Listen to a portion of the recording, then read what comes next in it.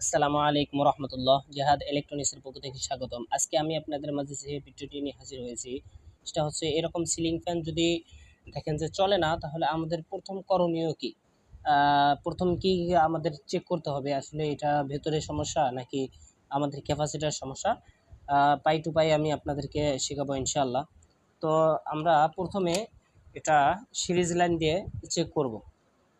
তার আগে বলিনি, আমাদের এই কানেকশনগুলো কিন্তু খুলতে হবে, ঠিক আছে? এই কানেকশনগুলো প্রথমে আমরা খুলবো।